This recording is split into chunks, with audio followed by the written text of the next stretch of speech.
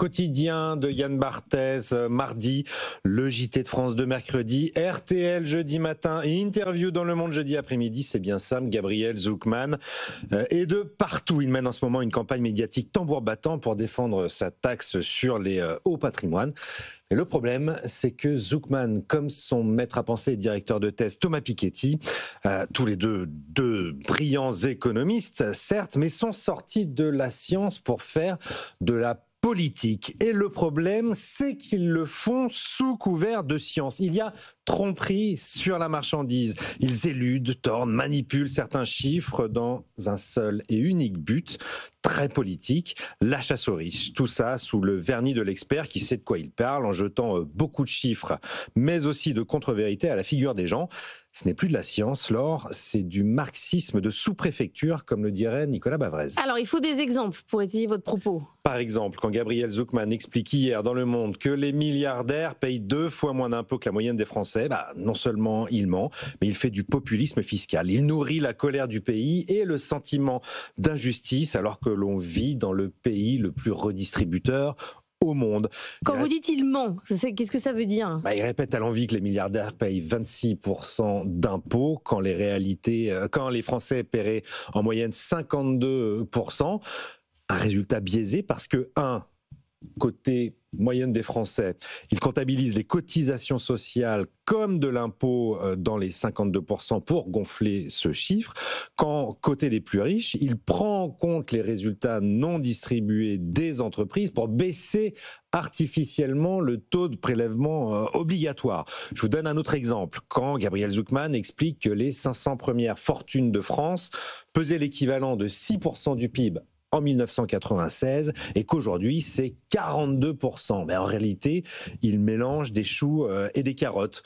Le capital, c'est un stock, leur richesse, c'est un stock, et le PIB, c'est un flux. Ce ne sont pas les mêmes valeurs. On a l'impression à l'écouter que les 1% des plus riches ont fait x6 entre 1996 et 2023, alors que leur part dans la richesse nationale, elle, a beaucoup moins progressé. Si on prend le World Inequality Database, le rapport de référence en la matière, et en plus, dont Gabriel Zucman est co-directeur scientifique, on prend les mêmes chiffres et on se rend compte que les 1% n'ont pas fait x6, mais x1,1, c'est-à-dire plus 10%.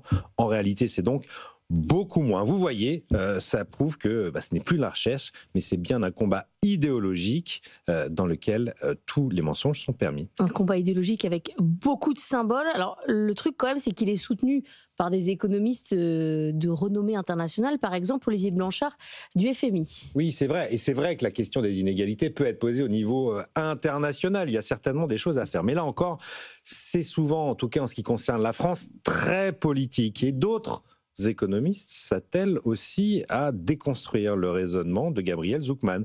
Je vous conseille d'aller voir 2 comptes Twitter, de 2 brillants jeunes économistes, Sylvain Catherine et Antoine Lévy, respectivement professeur à la Wharton School et à Berkeley, là où enseigne aussi Gabriel Zucman. Ces 2 économistes décortiquent avec beaucoup de sagacité les propos tronqués de l'élève de Piketty et à un moment, on n'a pas le temps de détailler tous les détails économiques et toute la critique économique que l'on peut faire, mais simplement un peu de bon sens ce matin. Qui peut croire que de toute façon, on va sauver notre modèle social par le matraquage de 1800 foyers fiscaux? D'autant plus avec une taxe qui n'est probablement pas constitutionnelle parce que son assiette est sans lien avec les facultés contributives, puisqu'elle incorpore des revenus qui n'ont pas été perçus. Fiscaliste, c'est un métier du droit, un métier de juriste, pas d'économiste. Alors payer des impôts, oui, pour terminer, mais pour quel résultat également? On en reçoit beaucoup, nous, des chefs d'entreprise sur ce plateau, qui ont fait fortune, qui ont réussi, et qui sont d'accord pour payer des impôts, mais pourquoi faire? Pourquoi faire? C'est souvent la question qu'ils nous posent. Pourquoi faire si ce n'est remplir une baignoire qui fuit de tous côtés? Alors plutôt que de chasser la richesse, tâchons déjà de réduire nos dépenses. Ou de faire un peu de croissance. Mais Raphaël, quand on parle de toute façon de justice fiscale et non pas d'efficacité fiscale, de toute manière, on est sur le sujet idéologique et sur le symbole. On est sur un narratif qui qui détournent la réalité des faits. En réalité, notre système est hyper progressif, peut-être trop progressif en réalité, notre fiscalité.